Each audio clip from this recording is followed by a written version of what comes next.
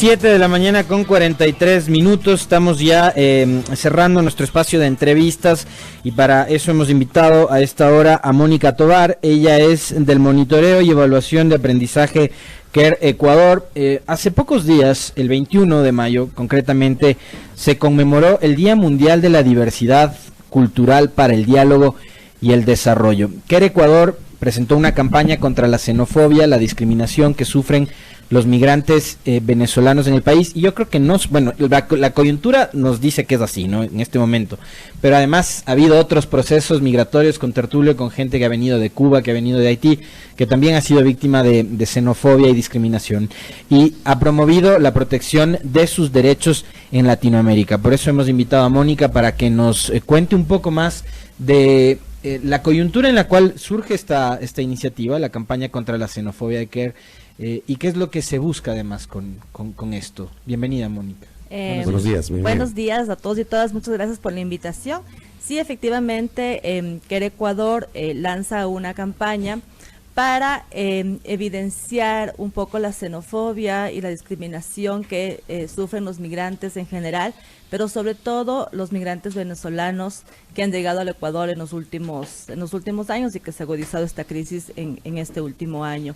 La campaña nace para invitar a todos a que nos encontremos en el respeto. Todos somos migrantes, nuestras familias han sido migrantes, y es precisamente cómo nos encontramos y cómo en este encuentro potenciamos nuestras capacidades para hacer también de este Ecuador un Ecuador mejor.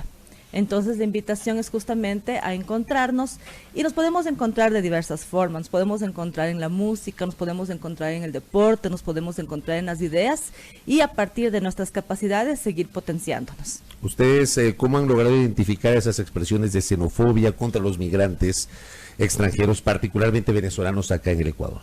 A ver, particularmente en población venezolana hay una gran diferenciación de discriminación, por ejemplo, entre hombres y mujeres.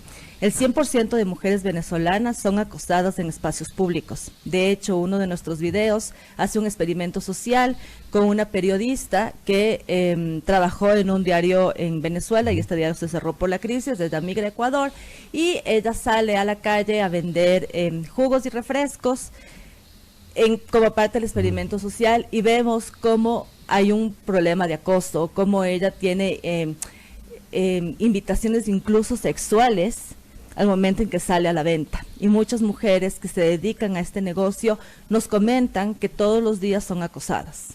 Entonces, ahí, por ejemplo, evidenciamos un tema de discriminación, de xenofobia y de violencia basada en género. Claro, en el caso de la mujer. ¿Y en el caso de los hombres? En el caso de los hombres y ya de la población en general, por ejemplo, a través de explotación laboral. No muchos de los ciudadanos venezolanos conocen sus derechos laborales, y hay una explotación laboral, es decir, no se está cubriendo seguro social, no se está pagando lo justo, se está explotando a las personas. El tema, es un tipo de discriminación. El tema, por ejemplo, es que con la última ola migratoria de venezolanos que abandonaron su país y que llegaron acá al Ecuador, los que se quedaron, porque otros llegaron al Ecuador y fue un país de paso para llegar, por ejemplo, al Perú, a otros países del sur del continente, pero los que se quedaron, digamos, no tienen una condición regular migratoria, por ende no pueden trabajar de forma legal en el Ecuador. No necesariamente, o sea, el que esté en una situación irregular no significa que no se puede cubrir los derechos laborales. ¿Se puede, por ejemplo, a una persona que no tiene su condición migratoria regular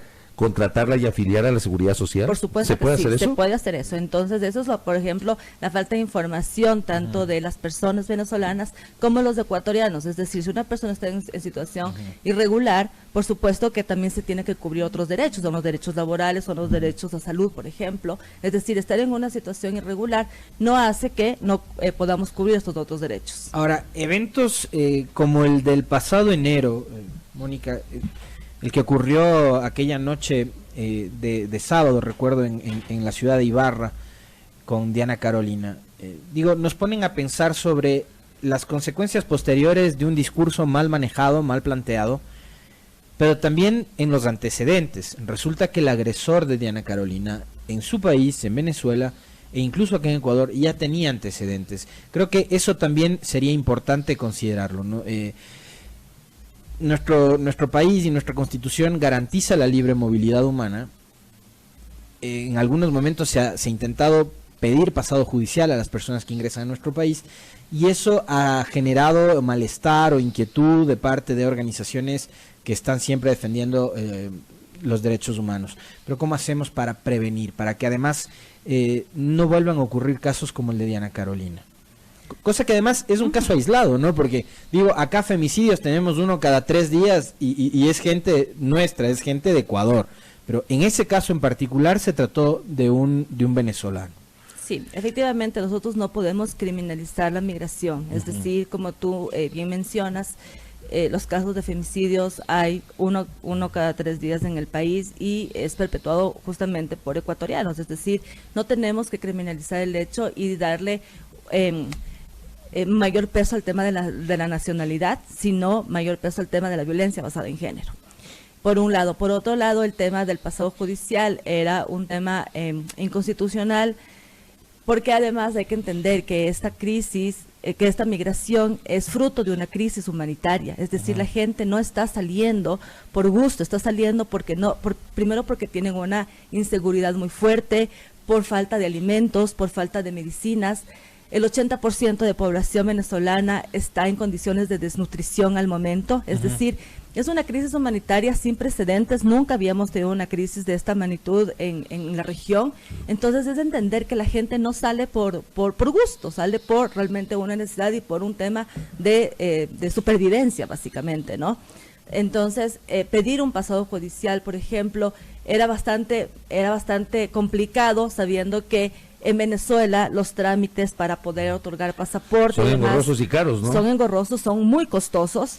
Entonces la gente no iba a poder atender esto. ¿Y qué pasa cuando se comienza a pedir el pasado judicial? Y es que comienzan a abrirse otros pasos irregulares en frontera por donde la población venezolana sigue pasando, porque la migración va a seguir sucediendo a pesar de todas estas cosas. ¿Y qué pasa en esos pasos irregulares? Es que los migrantes se enfrentan a mayores riesgos. Entonces hay riesgos de trata de mujeres, trata de niños, y esos riesgos en la migración se agudizan más cuando ellos no pueden acceder a estos documentos y pasar de manera regular. Ahora, por ejemplo, hay una realidad que es inocultable. En muchas esquinas de Quito uno se encuentra con ciudadanos venezolanos que aprovechan los semáforos para, por ejemplo, al momento que se pone el semáforo en rojo, se detienen los vehículos, sacan un cartel y piden ayuda. Y es una práctica que se ha, digamos, masificado en muchas esquinas de la capital de la República y que refleja una condición de este segmento de migrantes venezolanos que no tiene trabajo, que no tiene dinero, que no tiene una buena condición de vida.